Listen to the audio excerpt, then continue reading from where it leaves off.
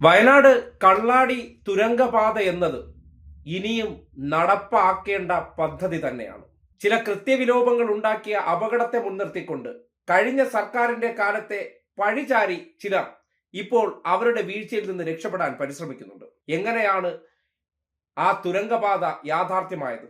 ഒരു ദിവസം രാവിലെ പിണറായി വിജയൻ എന്ന മുഖ്യമന്ത്രി ചെന്ന് അവിടെ ഒരു തുരങ്കപാത അങ്ങ് തുടങ്ങൂ എന്ന രീതിയിൽ പറഞ്ഞതുപോലെ ചില രാഷ്ട്രീയ പ്രചരണങ്ങൾ നടത്തിക്കൊണ്ട് കഴിഞ്ഞ 1.5 മാസത്തിലേറെ അധികാരമേറ്റതിന് ശേഷം ഇതുപോലെ പല പ്രധാനപ്പെട്ട പദ്ധതികളുടെയും നോക്കി നടത്തിപ്പുകാരാകേണ്ട സർക്കാർ എന്തെടുക്കുമായിരുന്നു?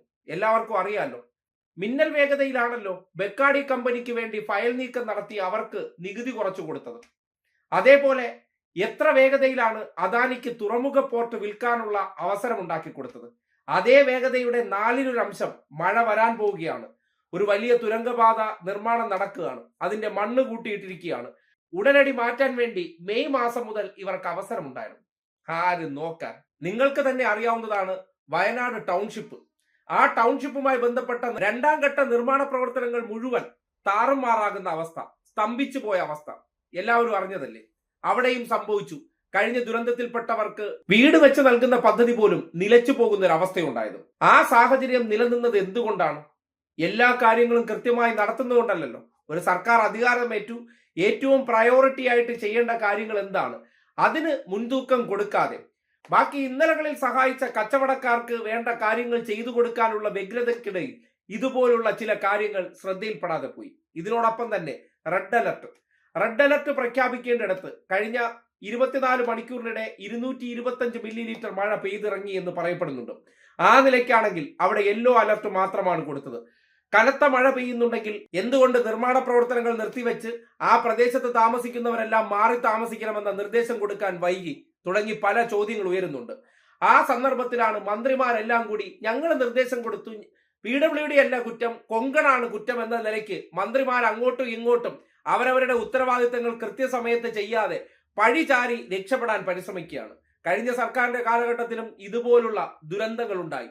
ആ ദുരന്തങ്ങൾ ഉണ്ടായ സന്ദർഭങ്ങളിലെല്ലാം ഭരിക്കുന്നവരുടെ പ്രശ്നമായിരുന്നു, ഭരിക്കുന്നവരുടെ ഇരണക്കേടായിരുന്നു. അതുകൊണ്ടാണ് ദുരന്തങ്ങൾ ഉണ്ടാകുന്നു എന്ന് പറഞ്ഞിരുന്നത്. അങ്ങനെയുള്ളവർ അധികാരത്തിലെത്തിയപ്പോൾ കഴിഞ്ഞ 1.5 മാസത്തിനിടയിൽ എന്താണ് കേരളത്തിന്റെ അവസ്ഥ?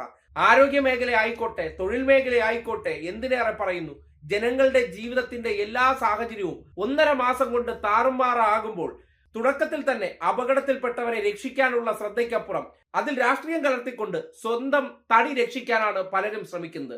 കഴിവുകേടുകളെ നാക്കുകൊണ്ടും നുണകൾ കൊണ്ടും ഇവർ മറയ്ക്കാൻ ശ്രമിക്കുകയാണ്. മുൻപ് ഇത്തരം സംഭവങ്ങൾ ഉണ്ടായ സന്ദർഭത്തിൽ ആരും പഴിചാരാൻ നിന്നില്ല. ജനങ്ങളെ രക്ഷിക്കാൻ ഒരുമിച്ചങ്ങ് ഇറങ്ങുകയായിരുന്നു. അപകടത്തിൽപ്പെട്ടവർക്ക് ഉടനടി സഹായം എത്തിക്കാൻ വേണ്ടിയുള്ള സംവിധാനങ്ങളുടെ പ്രവർത്തനങ്ങളായിരുന്നു മുൻഗണന.